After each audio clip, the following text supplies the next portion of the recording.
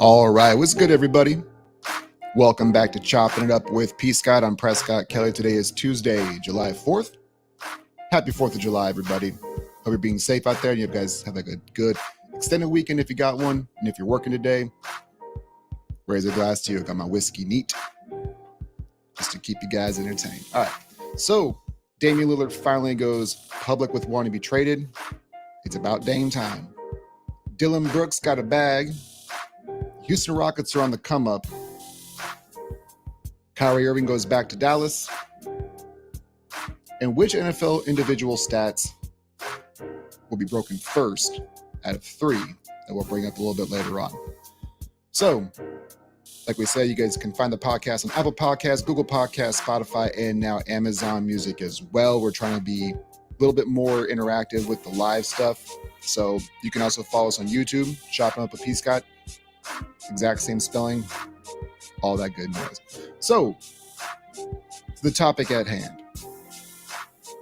Dame Lillard finally says publicly that he wants to get out of Portland. And the relationship that I have with Dame Lillard, obviously we don't have one personally, but my relationship with him has been complicated, if you will, over the past, I would say, 3 to 6 months or so, because what he does is he's always preached the loyalty, which I can acknowledge and I can appreciate, because I think that as sports fans, what we generally want to do is do a blanket statement of, we want whoever we drafted and we love you and you're great here, stay here, please. And that's why owners can't be trusted, because they overpay for certain dudes who are drafted, who are fan favorites, or however you want to label it. Now, Dame is not, to me, quote unquote, a fan favorite. He is a legitimate great basketball player. But we get into these modes where nothing that you ever do is ever good enough. So him wanting to stay in Portland, we praised initially. And this is probably a year and a half ago when I first started this podcast, with him being so adamant about wanting to stay in Portland. And I told you guys, he's never winning anything there. It's not going to happen. That roster isn't good enough.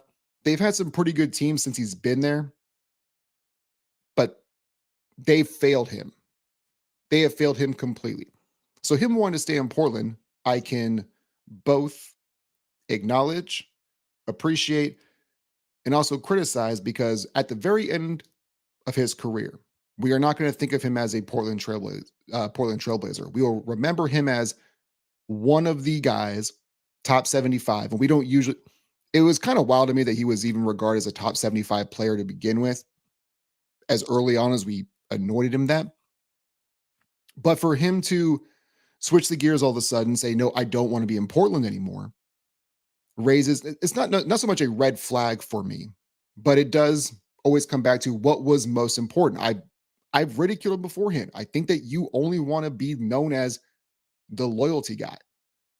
And that's what he's stuck with forever until now, because he realizes that his window is closing. And what we do as sports fans, what we do as far as legacy is concerned, we're only going to criticize him if he doesn't win a ring.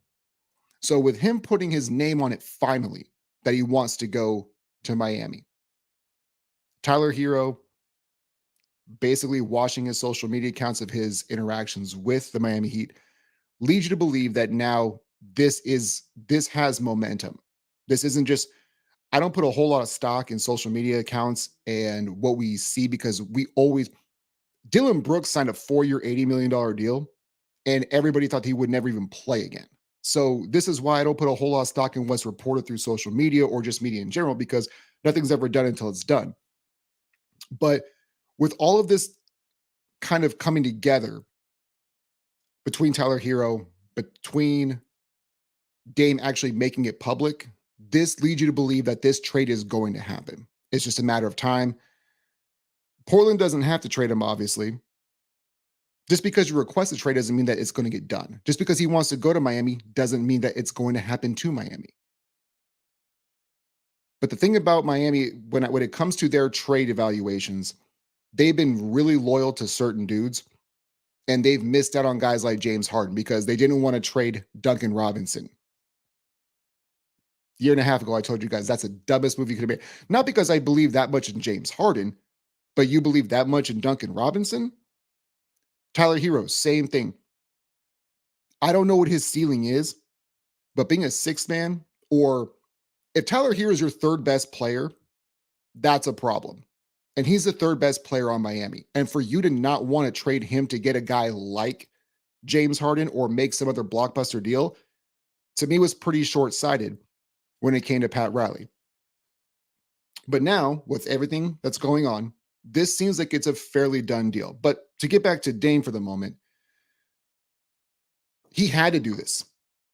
If he wants to win a ring and he doesn't want to be looked at as one of those top 75 dudes or one of the best players that we're watching right now, he had to do this. And LeBron's the guy who kind of started this momentum. He's the guy who started being the jerk. And the player empowerment movement started.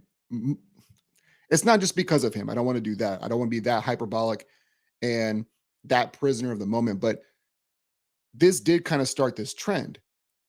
And if you want to get out of a certain place, you do have to make it public. Dame was too nice of a dude. He was too loyal. But we see this all the time in sports, and I always come back to this, is when it comes to the athlete, when it comes to the person, what's the best work environment? Portland's not a good work environment. They have failed him over and over and over again. And now he wants to go play for what he considers them to be a championship level caliber team. Well, I don't know. And they've had a lot of success, and you can do heat culture and you can do Riley, you can do Spoelstra all you want to. But there is a ceiling when half of your team is undrafted. There just is. Also, they kind of lucked out with the Bucks and Giannis getting hurt and the Celtics just shrinking. But at this point in time, maybe this isn't just him about wanting to win a championship. What you want it out of life and what you want out of what you do for work and where you work can change sometimes. What he talks about is Bam Adebayo. That's my dog. I want to play with him. Maybe he's just not happy being the number one dude in Portland anymore. Maybe at this point, because I don't consider Miami to be one of those great they've had way more success over the past 10 to 15 years than a lot of other franchises have. I'll give them that. But when you look at the roster as it's constructed, I don't think it's the best landing spot. I think that right now he just wants to be happy. And I think that his happiness has run out in Portland. So to Miami, not a great roster top to bottom, but they got great coaching. They got great ownership. Maybe right now all he wants to do is just be happy, and his happiness has run out. So moving on, Dillon Brooks. This is always a fun one for me because I remember when Dillon Brooks got released by the Grizzlies, I saw too much.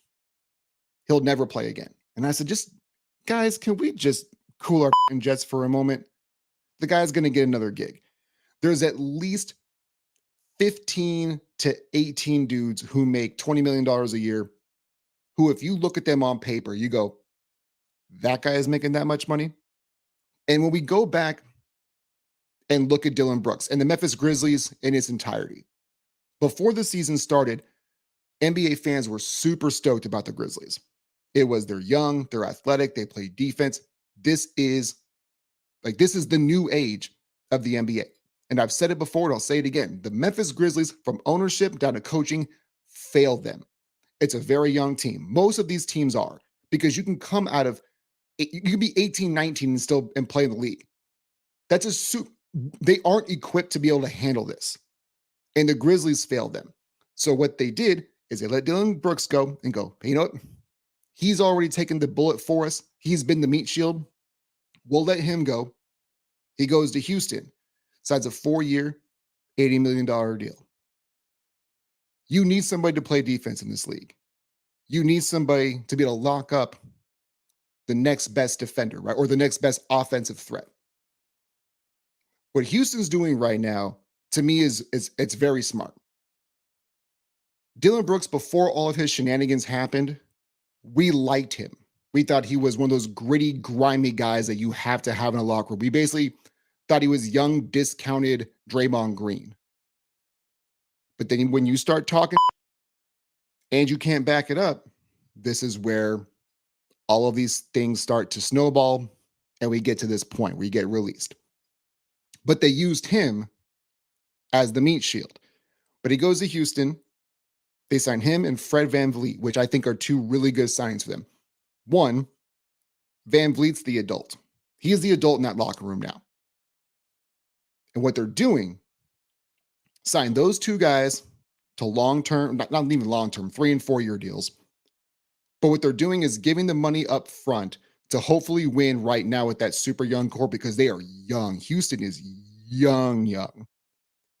So what you do is you bring in VanVleet and you bring in Dillon Brooks, defensive stopper, and then in VanVleet, the actual adult in the room, like I already said. You pay them up front now so you can hopefully build a culture. And if you suck for one more year, you suck for one more year. But Houston's going to be on the come up because all their other young talent, by the time that VanVleet and Dillon Brooks' contracts are up, those guys will be eligible for max contract extensions. And they're going to have that 2 or 3 year window to find out who do we want to give the money to and who do we not. Houston's going to be good coming forward, especially if we all regard Ime Udoka as highly as most of us do. They should be able to turn around pretty quickly. I'm not saying championship or bust. That's not what I'm doing.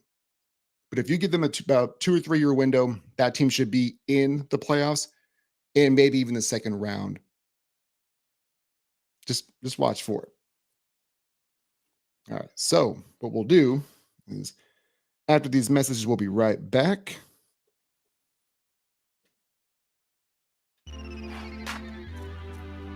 Oop. I'm not good at the live stuff. I don't do the live stuff very often. So here we go.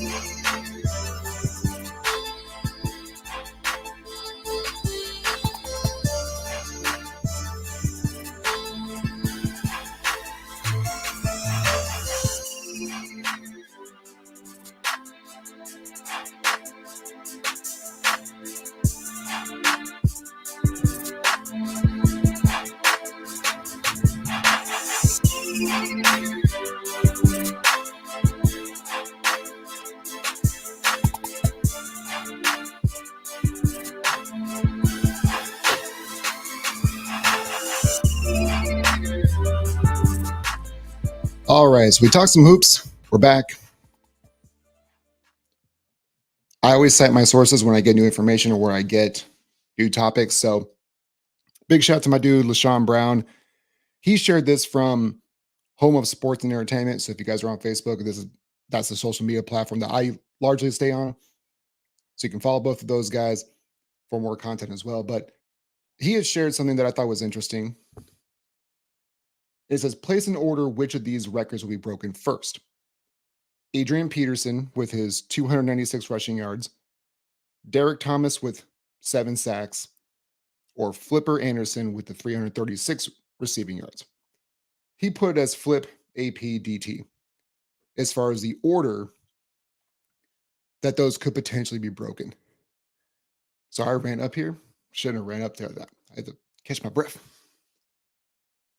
So when it comes to the NFL, obviously, with it being the passing league, because that's what we do and that's how we quantify this now, that does seem the easiest one to be able to break. 336 yards, that's a big number, but that should be the easiest one of the two, just because of how elite these route runners and athletic the wide receivers are at this point. The defensive rules are a little bit different. So largely with those two things in particular, the wide receiving the wide receiving record should be the easiest one to be able to break. And then when you look at Adrian Peterson, to me, that's the second one. Because what we're doing right now in the NFL is we're going to faster, smaller people as far as on the defense is concerned. Everything's about speed now. Nobody really runs the ball as much. So if you had a dude with a good O-line, good wide receiving core to be able to not stack the box, you could get over. I don't want to say you could, because obviously it's a record that stood for a long time until AP did it over 10 years ago. But what's the easiest one to do? Receiving, running, and then we get to the sack record. The sack record, Derek Thomas had 7 sacks in one single game. I don't know if that will ever be broken. And it's not because of lack of defensive talent. It's not because of the pass rush isn't as good anymore. It's because we're not doing 7 and 10 step drops all the time anymore. It's about get it out quicker because of how athletic people are. Because at this point in time, defense is a young person's game. Offense is more about strategy. It's more about execution. Whereas on defense, this is your job. Do it as fast as you can. But it's tough to get to quarterbacks now. Now, if you have a really bad O-line, there are certain quarterbacks that get sacked 50 plus times a year. That's part of the game. Oops, I should have got rid of that. Again, not good the live stuff. I don't do it very often, so my bad on that. We'll edit that for the actual audio podcast. But yeah, there are certain quarterbacks who get sacked 50 plus times a year because their offensive line's not bad. They can't make the right read. They can't process the information quick enough. But 7 sacks in a game, I don't think will ever happen just because of how fast defensive players are now. You've got to get it out quick. There's nobody really holding the ball for 6-7 seconds anymore. Certain plays, yes. Plays break down and guys scramble, all that noise. But as a general rule, we are seeing quarterbacks get rid of the ball within 2 to 2.5 seconds. It's almost impossible to get to a quarterback 7 times for a sack. It's that record, I don't know. There might be one wild, and the thing that's so bananas about this is the person who does it is going to be something you probably don't expect. Like Flipper Anderson, we never thought that he'd go for almost 350 yards receiving. But here we are. AP was a guy that we thought could potentially break the all-time rushing record, which he did. But getting 7 plus sacks in an NFL game in this day and age, I just don't see it happening. Anyway, with that being said, little short episode. Had a little bit of time to myself. My wife took the kiddo to a 4th of July parade. So I figured I'd come up here, do something real quick for you guys. Remember, you guys can see us on Apple Podcasts. Well, not see us. Listen on Apple Podcasts, Google Podcasts, Spotify, and Amazon Music as well. Thank you for sharing. Thank you for liking on all platforms. Again, on YouTube, we're trying to do more live stuff, trying to get out of our comfort zone and be the person that we want to be. So you can also find some Chopping with P. Scott there on YouTube as well. You guys know the drill. Stay up, stay blessed. We'll catch you guys on the next one. Happy 4th.